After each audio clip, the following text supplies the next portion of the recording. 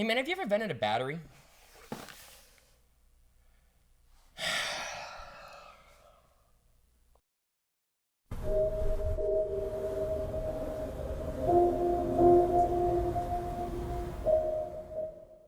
Welcome to another edition of Vaping with Empire. I am Hunter, and this is Chapman. Yeah, that's right. You got it right this time. Wow, that was actually pretty good. Word. So, what are you vaping on today, man? I'm vaping on Immolation's competition. Their comp wire. If you ever heard of Immolation, they have a cloud serum, and this is their Urban Outbreak, which is a strawberry nectarine cotton candy. That sounds delicious. It's delicious. Wow. What are you vaping on? I'm vaping on Cold Fusion's Warning Shot. It's a strawberries and cream flavor, because you know I love my strawberries and cream. I had shut down last time, and we're just kind of continuing the trend. So, what are we talking about today, man? We're talking about battery safety, and if we had a decent editor, I've always wanted to do that. That's awesome. So, battery safety, right? We're here to discuss basically what batteries to use, what are batteries, who makes them, what else? We're going to be talking about what happens if your battery fails. Yep. What you should do if that does come to happen. Yep. Do we say who's going to make the batteries or Sure, who makes batteries? Yeah, we'll go over them, like how they're rated and basically how to keep all your fingers. Yeah. What batteries you should use in regulateds and mechs, things like that. Yeah. So let's dive down deep and we'll take a closer look at the batteries right now. Awesome.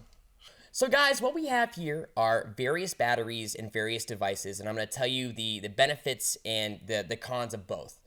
So first off, in a vaporizer, the most common batteries you find, the size is an 18650, which are the ones that you currently see here. At the moment, there's 5 manufacturers that make these batteries. Samsung, Sony, LG, Panasonic, and Ohmtech. Ohmtech being the one that is actually made for vaping.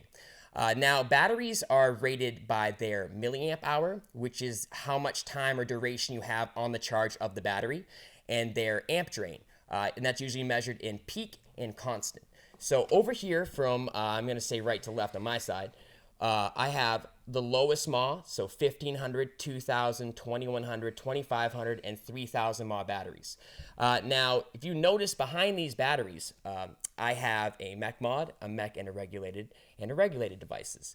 What we're showing you here is basically what I would put in what, and let me tell you why. So personally, in my vaporizer, which is my Ruby right here, I run around 2,000 milliamp hour or less batteries, which usually tells me that they're going to have a high amp drain. For instance, this HB6 is a 3030. This HD2, I believe, is a 2530, whereas the brown LG HG2 is going to have around a 2020 amp drain, pulse and continuous, because it's a 3,000 mAh battery. Now, the cool thing about going to a shop is a lot of times you can talk to someone about this. If you have it, like say you go and get your device used or secondhand somewhat, someone just gives you a device and you don't check what battery you have in it, you may be having a build on your mechanical device that is so low that it's drawing more amperage that your battery can produce, and a lot of times that's when batteries fail. So again, mech batteries, basically you want 20, let's say 25 amp constant and 30 amp peak, 2000 milliamp hour or lower. On a regulated or a mech, the cool part about these ones is because they're kind of in the middle. 2500 milliamp hour, so that's great in a mech and it's great in a regulated. They're around 25 continuous and 30 peak amp, so I mean that's great for both of those. And then we have our regulated mod here.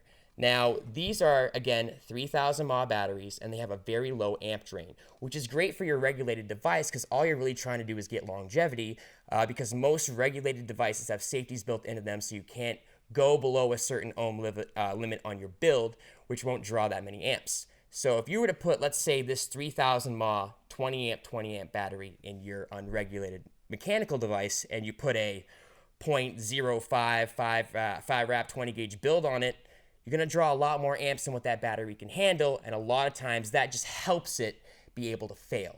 So the idea is to keep yourself safe. So a great place to go is, I believe it's Mooch's Batteries on Reddit. That's a great tester guy. I follow basically everything that he says like it's the Bible. And yeah, I mean, the other things I have here are the Berserker, which has a internal LiPo pack. The cool thing about a LiPo pack is that it has the ability to put out a lot more power and a lot more duration of time. That's the actual pack versus the 18650. Can you see it there? There you go.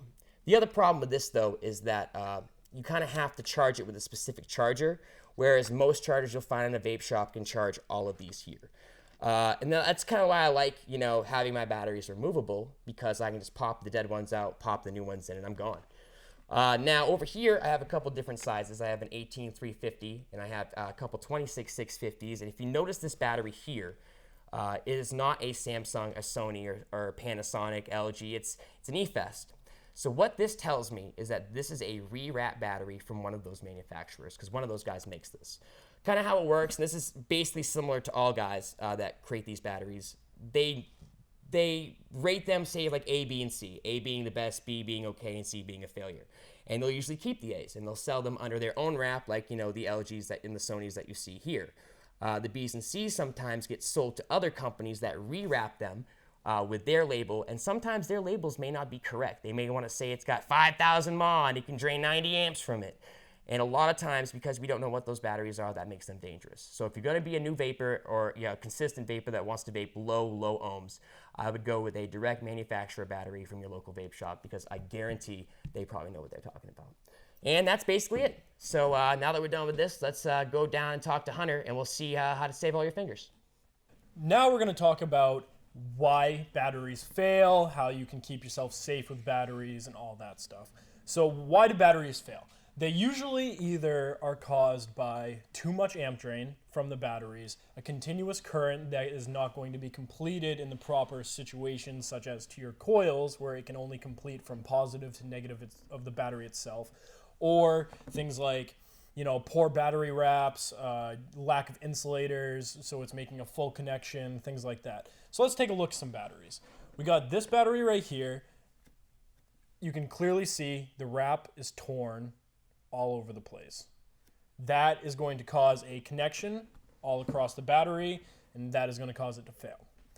We have here an Camry battery, which is not made by any of the distributors at all, so that is an unsafe battery, and it's not meant to be used in vaping. We have a button top battery right here. That also is going to be very unsafe, because it's usually known to be used in flashlights. So it's not going to be the proper amp drain or anything like that we're looking for. This guy has already been vented a little bit, as you can see.